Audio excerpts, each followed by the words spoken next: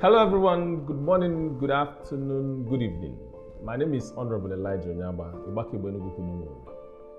I have decided to start discussing politics 101, and this is episode 1. What is politics and why should people be involved in politics? I want to say to you that what we participate today is what they call democracy, government of the people, by the people, and for the people. It is expected that the way in which people elect or get elected to political office is what we call elections, and that's, of course, in a nutshell, the democracy that we practice today. But having run an election, I have seen the need to begin to discuss the importance of politics and the need for every one of us to get interested in what is happening in the political space. And that's the reason why I want to begin to talk about it. Why politics?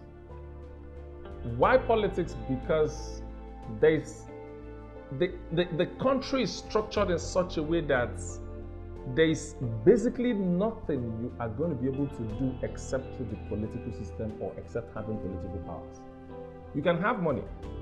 You can be very brilliant. You can become a social commentator. You can discuss, criticize government, and say all of the things you want to say. But the truth of the matter is that if you are interested in making any change, if you're interested in changing the status quo, if you want to complain from now to Jerusalem, that's fine. But if you want to be involved in bringing about the change you desire to see, then that change can only happen through the political process. Sometimes I wonder why there's just so much distrust between the government and the people. And I'll tell you, in the last couple of months, I've been spending time to understand the reason why people behave the way they behave. People behave the way they behave because they do not think that when they pay their taxes, that government is going to be able to provide the basic amenities that they require. That is issue number 1. On the other hand, government believes that people are not expected, are not doing what they are supposed to do in the entire episode of nation building. That's issue number 2. Now, it's beginning to look like a chicken and egg thing, whichever one comes first. But I tell you without equivocation, the truth of the matter is that the attitude of the people, particularly the young ones amongst us, is a major issue within the political equation. And why do I say that? I have run an election.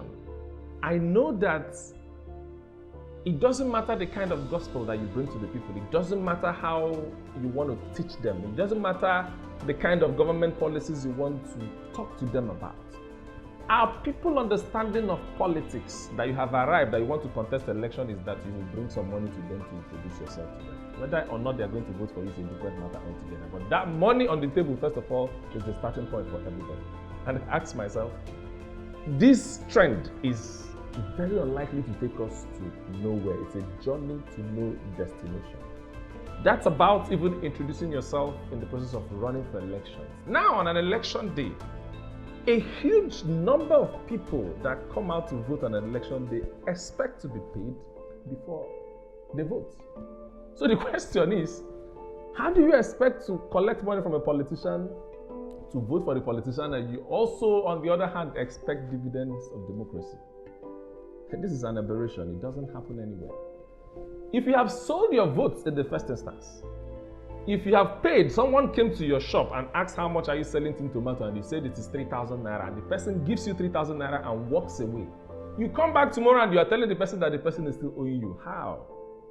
I'm just saying this, and I'm going to be doing this episode, I'm going to be delivering these lectures every now and then to bring it to the consciousness of the people that the way and manner in which we take politics is the wrong direction that we're going. Everybody that understands what is going on clearly is to say that what you need to be able to win any elections is to go and make money. And for the young people, they say we are 200 million. And in that 200 million, 70% of that number is under the age of 30.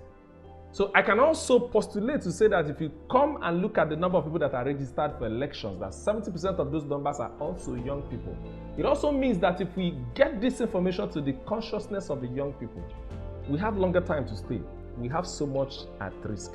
We need to find a way to form a task force against vote buying.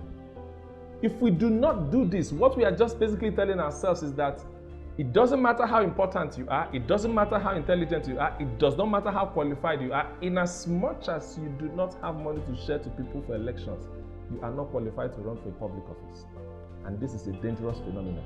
And I believe that the younger people can actually take this as an initiative and ensure that vote buying ends. And the moment we can put an end to vote buying, that is the only time that we can have qualified people. Because people don't join politics because they think it's an expensive venture. They don't have money to give you for campaign. They don't have a bag of rice to buy for you. They don't have money to print t-shirts that they'll give you. They don't have money to give you to make all of the noise you want to make on social media. But the question is that really the direction that we want to go as a country? As a people, is that exactly what we want to achieve? My point is that I'm making this video to call it to your consciousness, to bring it to the fore, that this is the kind of conversation that we need to have. We need to have this conversation in churches. We need to have this conversation in town hall meetings. We need to have this conversation in our kindreds meeting and in our town meeting. Everybody needs to come together to begin to wage war against this menace of vote buying. It is destroying our future. It is destroying our nation. It is destroying our culture, because this is not how we started. You can blame the politicians, but even you yourself also know that you are culpable one way or the other. If you meet a politician, you're not asking him what has happened to the money in his care. Most of us meet the governor. Nobody is asking the governor what's going on with our roads. Nobody is asking the governor what's going on with our hospitals. If you meet a governor, you are probably saying, my child is in secondary school. I don't have money to pay school fees. My vehicle just got broken down. Somebody's in the hospital, and so on and so forth. So to us, politics is basically what you can get and put in your pocket. But in the actual sense of it, the essence of politics is for the provision of public good. Anybody that you've elected to an office, and if he hasn't really given you money to get to that office, that is when there's a social contract between you and that person. That is the only time that he can come back and begin to give you what you have voted for him to be able to do. So I'll stop at this point. I'll continue the episode some other time, but it is important for us to begin to think about the cankerworm that is ravaging our society, which is vote buying. Thank you very much. I'll see you some other time. Thank you.